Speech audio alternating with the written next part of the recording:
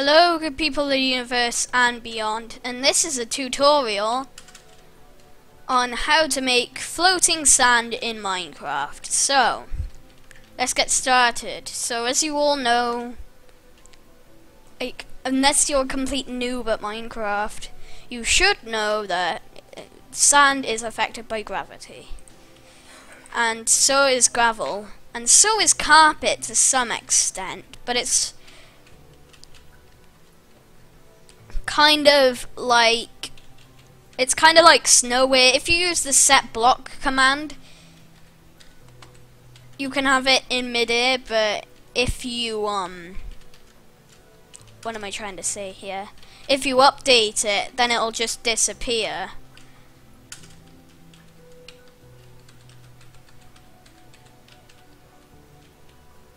But this is a way to have carpets next, all types of these things affected by gravity.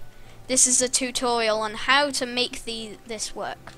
So first thing you want to do is have you'll want to have a block that's 1, 2, 3, 4 off the ground. So yeah, then you want to put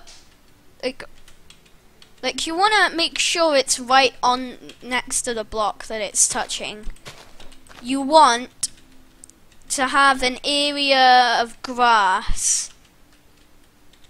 that is the same as the area of sand you want to make. So you can use large fern. I think it works with any type of plant that's 2 blocks high. Look at this, I'm lost in the foot. No, I'm just kidding.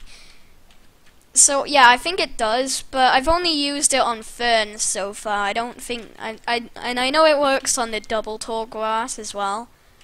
Alright, so if you try to place it on the top of the fern, it'll just replace the top block of the fern and then it'll fail. But if you have a block next to it and then you put it there and then break it, it'll actually work just fine.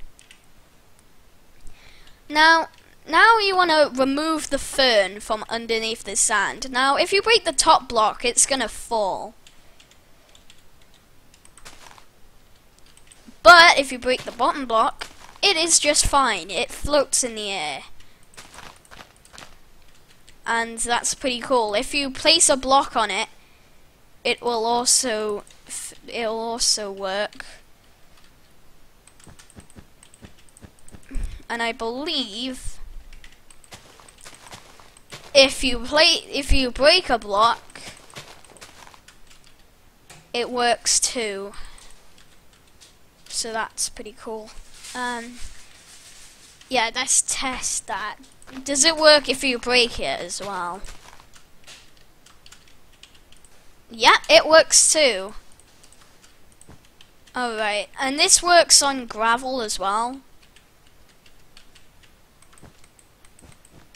Again, it works on gravel and carpets too, so that's good. If you want it to be gravel instead, or a carpet, that can work too. Also, here's another thing. It has to be exactly 1 block above it, above the top of it, because otherwise that will happen. It has to be exactly 1 block or it'll just fall in it. Like that.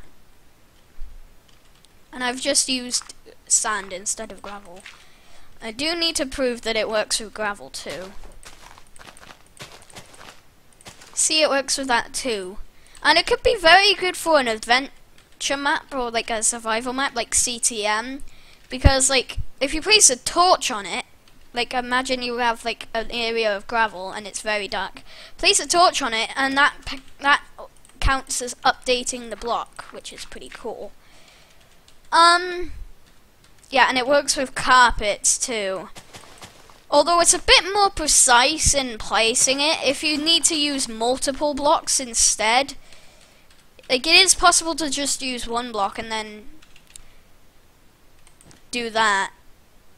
it's very precise, but yeah. Also, another interesting thing, since carpets are low blocks, you wouldn't be able to like place a block and get on it quickly. And another very cool thing is that it's not like sand and gravel where it just falls, it full on disappears. So yeah, this concept can be used for a couple of traps, like for example, build a 6x3 area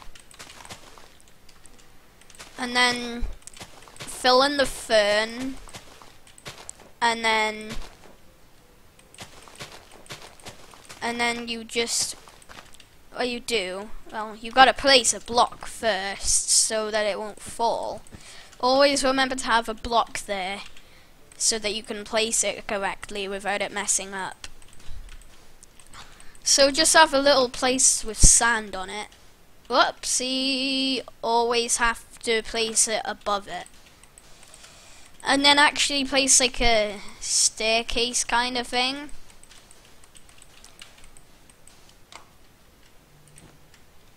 I think I might actually do this twice because like there's something special with it,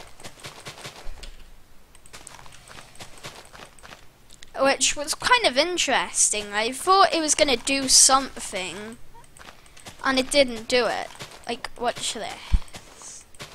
I'll do a trap, but I'll do 2 different scenarios, or scenarios, whatever.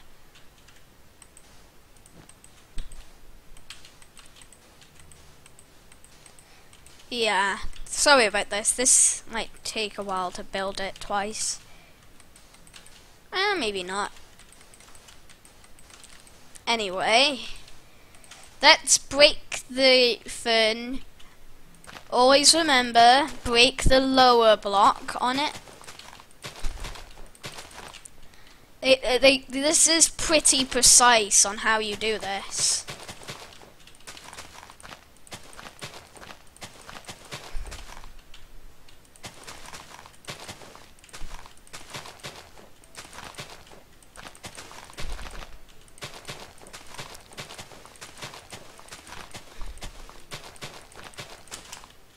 Yeah, so we've got 2 areas. Okay, so you're playing a CTM map and you come to this. Your first instinct will be to place a block here, but then it falls. Oh no! But if you break the top block, it works. But if you break the other block, it doesn't work. So yeah, I think that's just about it for the tutorial. Yeah. I hope this helped you guys, especially if you're a map maker and want to build some interesting traps. It might be a good idea. Anyway, that'll be it. I'll see you guys in the next video. Bye!